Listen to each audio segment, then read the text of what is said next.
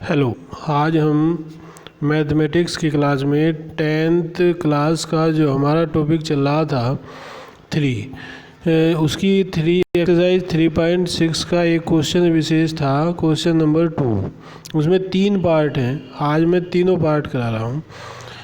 Question 2 का first part है, रीतु धारा के अनुकूल 2 घंटे में 20 किलोमीटर तैर सकती है, धारा के प्रतिकूल 2 घंटे में 4 किलोमीटर तैर सकती है।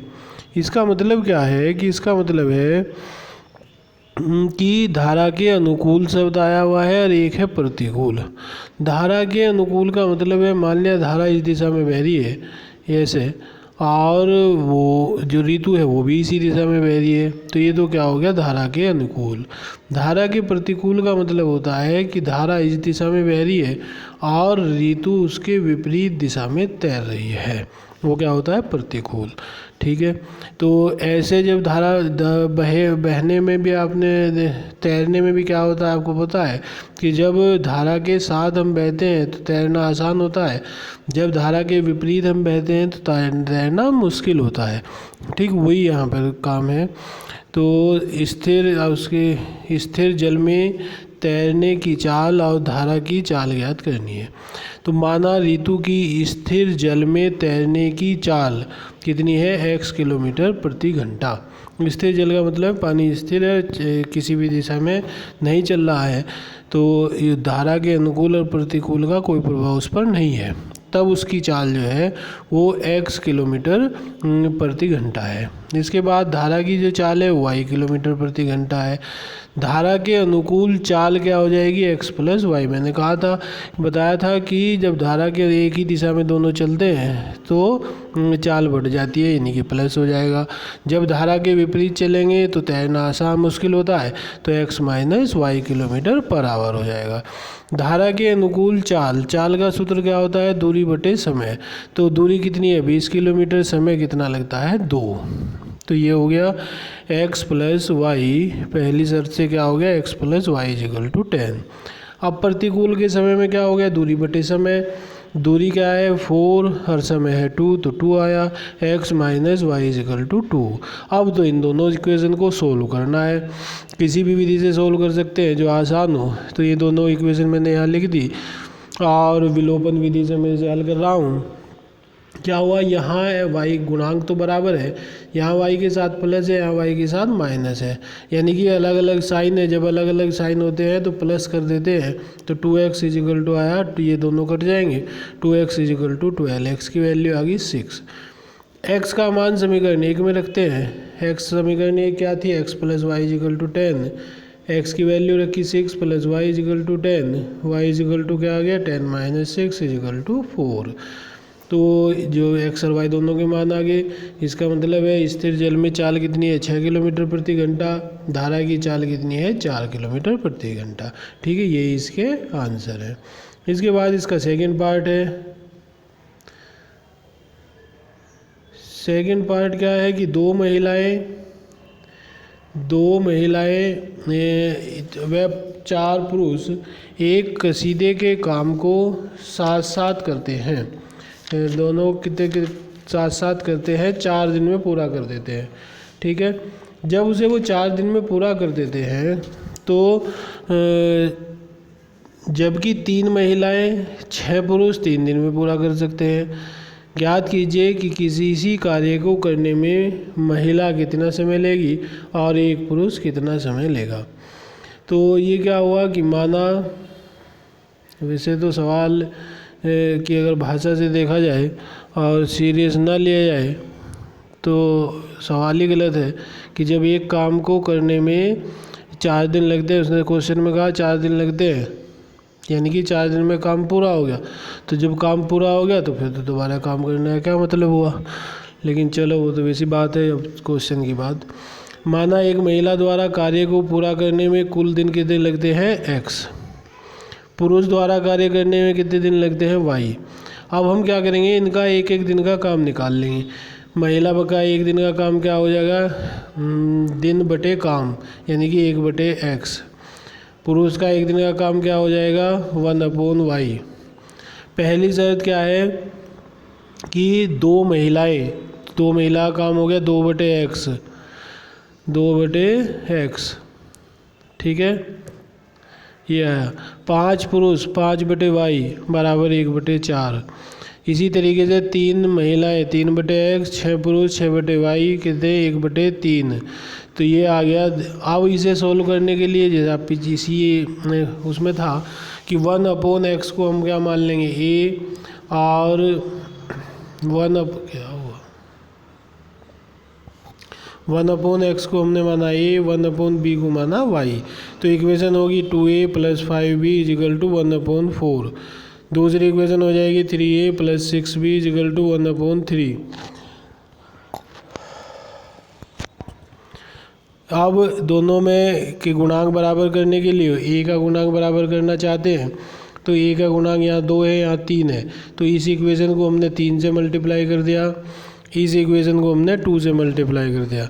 तो ये क्या आ गया 6a + 15b = 3/4। इसी तरीके से दूसरी इक्वेशन में आया 6a + 12b = 2/3।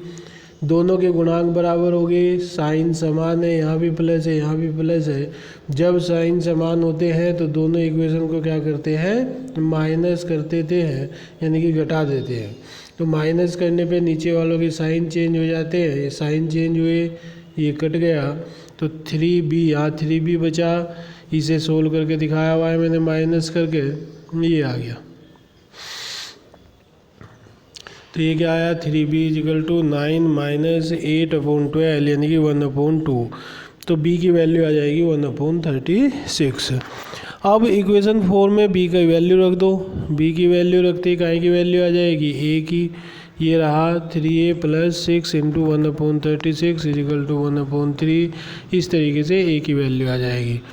फिर ये a और b की वैल्यू आ गई, ये a की आई और ये b की, लेकिन हमें तो a और b क्वेश्चन में नहीं था। क्वेश्चन में तो क्या है x और y, यानी कि a की वैल्यू हम यहाँ रख देंगे 1/x, b की वैल्यू रख देंगे 1/y। तो x = 18, y = 36।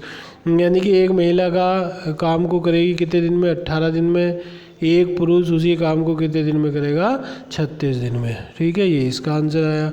इसी का एक लास्ट पार्ट है, अगर आपके पास बुक आई गई होगी, अगर बुक आ गई है तो आप मैसेज में लिख दें ओके, जिससे मैं क्वेश्चन लिखना बंद कर दूँ।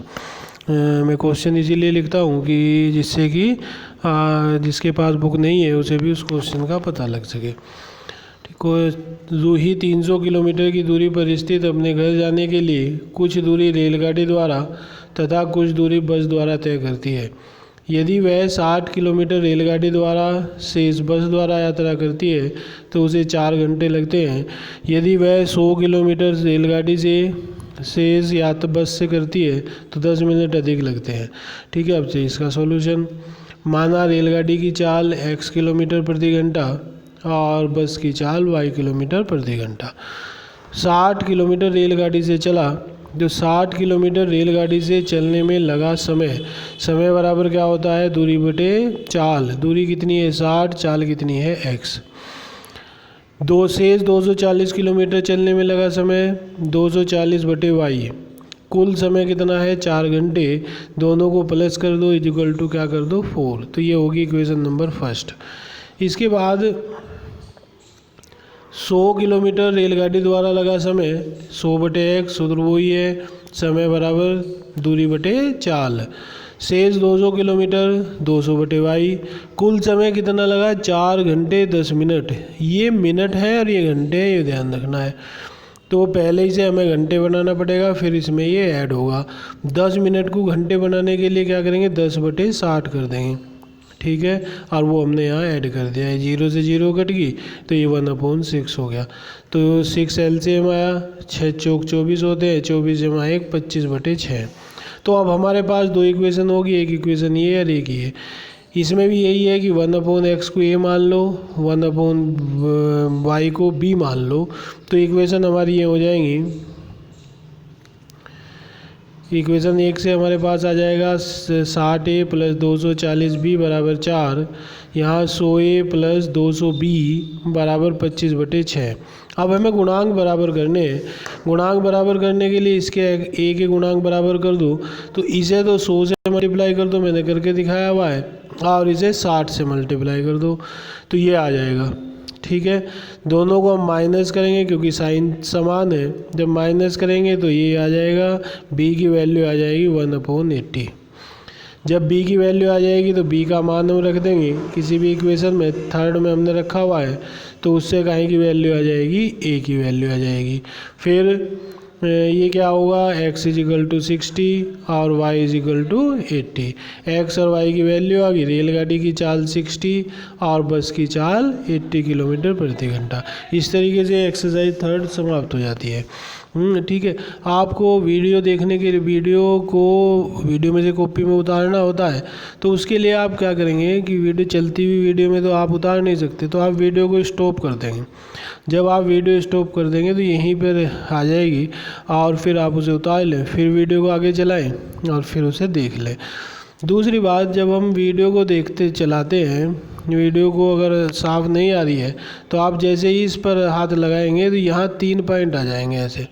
जब 3 पॉइंट आएंगे, ये तो कुछ और लिखा हुआ है, तो वहाँ पर आपके पास ऑप्शन आएगा